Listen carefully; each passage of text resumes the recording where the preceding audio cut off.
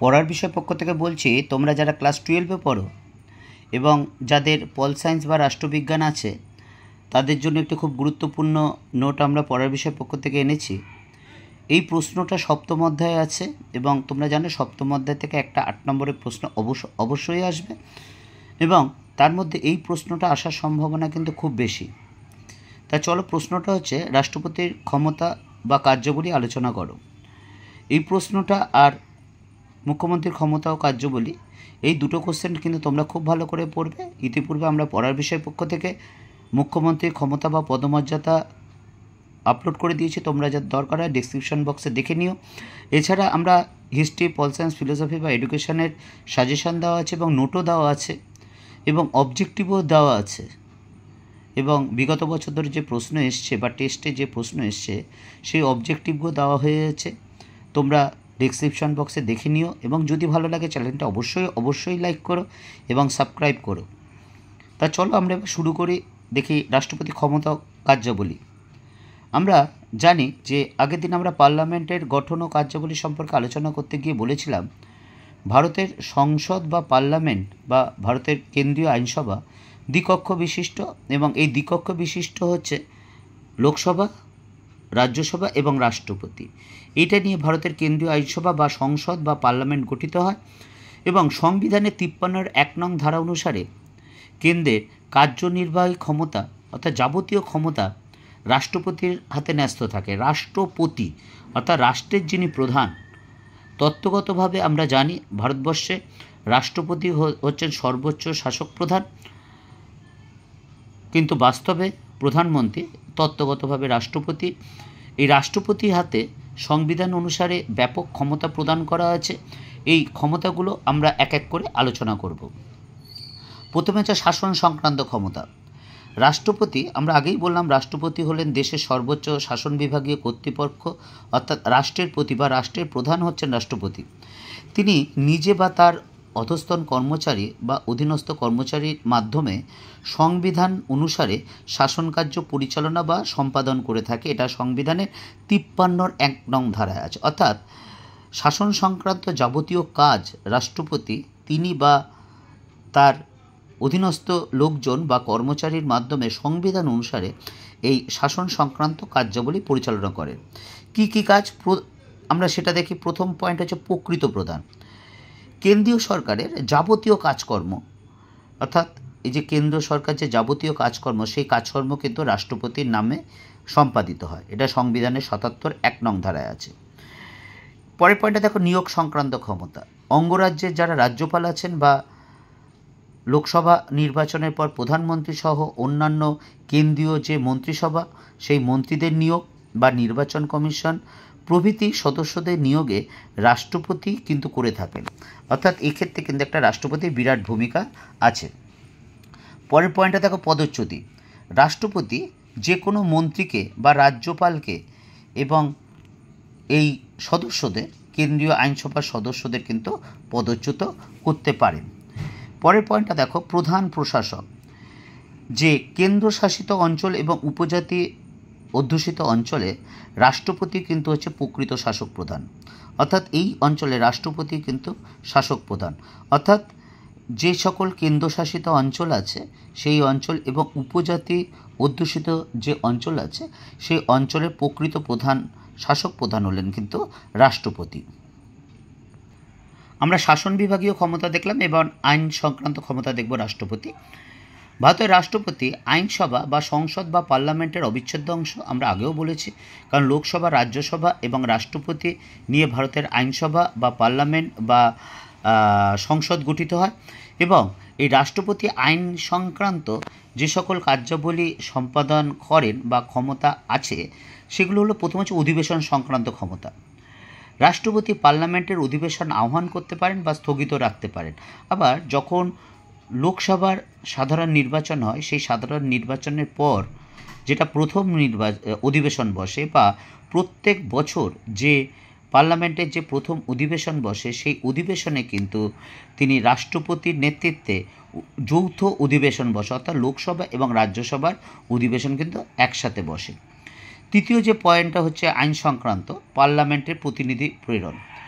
বিশিষ্ট আইন বিশিষ্ট ব্যক্তিদের মধ্যে বিভিন্ন বিষয়ে যারা দক্ষ বা বিজ্ঞ পণ্ডিত ব্যক্তি, সেই সকল ব্যক্তিদের রাজ্যসভায় 12 জন এবং লোকসভায় 2 জন ইঙ্গ ভারতীয় প্রতিনিধি কিন্তু এই রাষ্ট্রপতি মনোনয়ন করার ক্ষমতা আছে। এরপর হচ্ছে আমরা দুটো উপন্যাস, শাসন দেখলাম, আইন দেখলাম, এবার অর্থ সংক্রান্ত ক্ষমতা দেখব।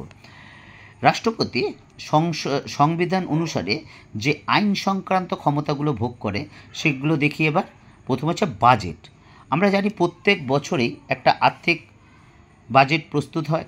সেই আর্থিক বাজেটের জন্য সরকারের বাজেট অর্থমন্ত্রীর মাধ্যমে এই রাষ্ট্রপতি কিন্তু পার্লামেন্টের উভয় কক্ষে উপস্থাপন করেন। অর্থাৎ আমরা দেখি অর্থমন্ত্রী বাজেট পেশ করছেন, কিন্তু সেটা প্রকৃতপক্ষে কিন্তু রাষ্ট্রপতির মাধ্যমে হয়ে অর্থমন্ত্রী করেন।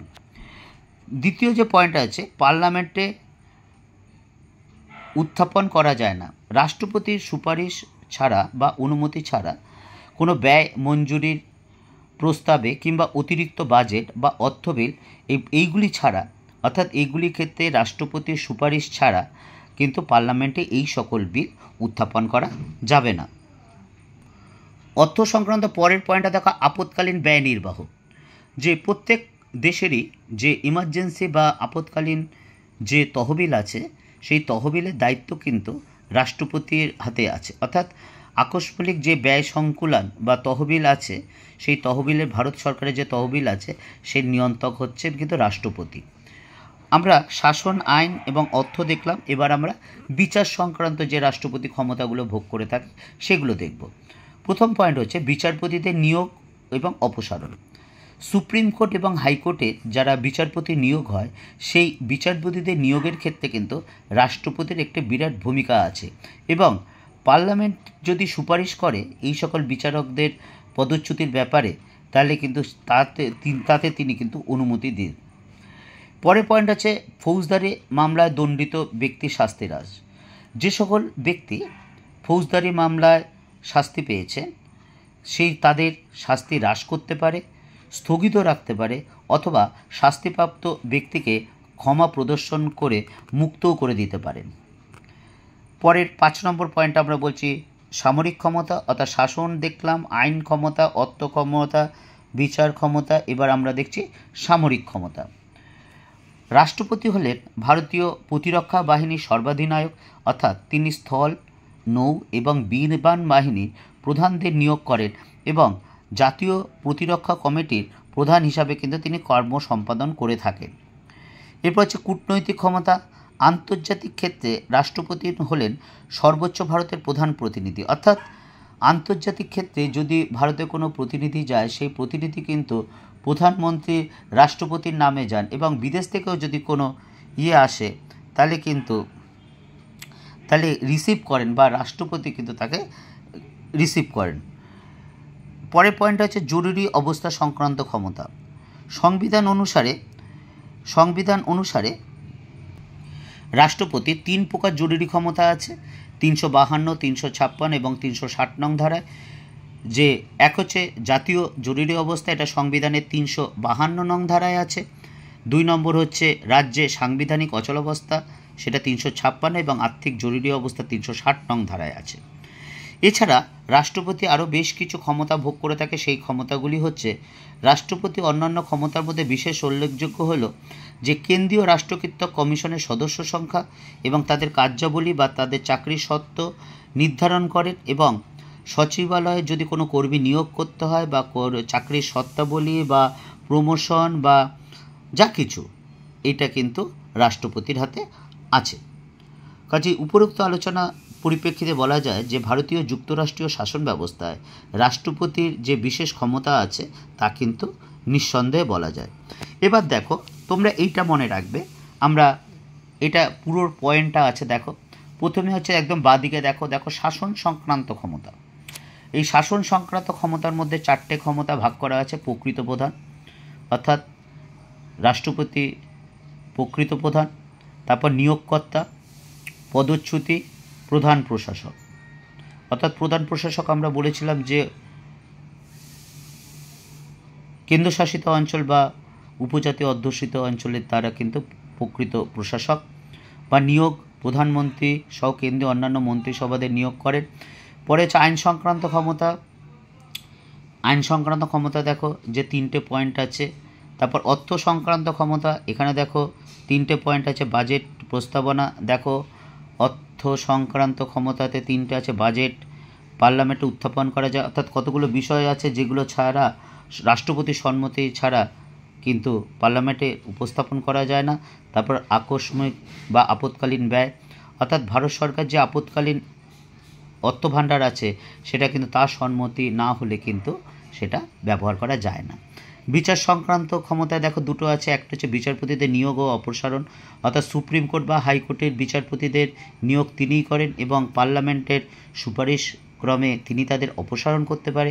ফৌজদারি মামলায় দণ্ডিত ব্যক্তিদের শাস্তি হ্রাস, অর্থাৎ যারা ফৌজদারি মামলায় যারা দোষী সাব্যস্ত হয়েছে তাদের শাস্তি আপাতত স্থগিত রাখতে পারে বা শাস্তির তীব্রতা কমাতে পারে, মাত্রা কমাতে পারে বা একেবারে মুক্ত করেও দিতে পারে। তারপর দেখো হচ্ছে সামরিক ক্ষমতা আছে, যে তারপর কূটনৈতিক ক্ষমতা আছে, জরুরিকালীন ক্ষমতা আছে এবং অন্যান্য ক্ষমতা আছে। এইভাবে যদি তোমরা পয়েন্টগুলো পড়ো তাহলে অবশ্যই তোমাদের মনে থাকবে এবং এই নোটটা কিন্তু এবার আসবেই, এই নোটটা আসবেই এবং এইটুকুর মধ্যে কিন্তু পুরো নোটটা আছে। তোমরা যদি এইটা মনে রাখতে পারো বা এই ছকটা যদি খাতার নোটের নিচে অবশ্যই করো তাহলে কিন্তু অবশ্যই উপকার হবে বা ভালো, তোমাদের সুবিধা হবে নোটটা মুখস্থ করতে। পড়ার বিষয় পক্ষ থেকে এইটুকুই, কারণ আমরা আগেও বলেছি তোমরা আগে নোটটা আত্মস্থ করো, তারপর সেটা পড়ো এবং যেটা বুঝবে সেটাই লিখবে এবং একাধিকবার লিখে রিভাইজ দিয়ে একাধিকবার প্র্যাকটিস করতে হবে কিন্তু। কারণ আমরা পড়ার বিষয়ে পক্ষ থেকে মনে করি অনেক নোট আছে, অনেক সাজেশান আছে, অনেক কিছু আছে, কিন্তু তুমি যদি সেটা আত্মস্থ করতে না পারো, বুঝতে না পারো, তাহলে সেটা এক মুখস্থ হবে না, হতে খুব কষ্ট হবে। আর দ্বিতীয়ত যদিও বা হয় তাহলে অনেক সময় কিন্তু ভুলে গেলে কিন্তু তুমি তার থেকে বেরিয়ে আসতে পারবে না। এর জন্য আমরা পড়ার বিষয়ের পক্ষ থেকে শুধু নোটটা দিই না, সেটা বুঝিয়েও দিই এবং তোমাদের যদি কোনো সমস্যা থাকে আমাকে জানিও। বেশ কিছু শিক্ষার্থী জানিয়েছে, আমি সাধ্যমতো চেষ্টা করেছি সমাধান করা। তা দীর্ঘ অভিজ্ঞতার পরিপ্রেক্ষিতে সমাধান করার চেষ্টা করেছি। তোমরা এখন থেকেই পড়াশোনা করো ভালো করে, অবশ্যই ভালো রেজাল্ট হবে। যে মার্চ মাসে পরীক্ষা শুরু হবে তার জন্য এখন থেকেই পরিশ্রম করো, অবশ্যই ভালো রেজাল্ট হবে। পড়া বিষয়ের পক্ষ থেকে এইটুকুই, অগ্রিম শুভেচ্ছা রইল।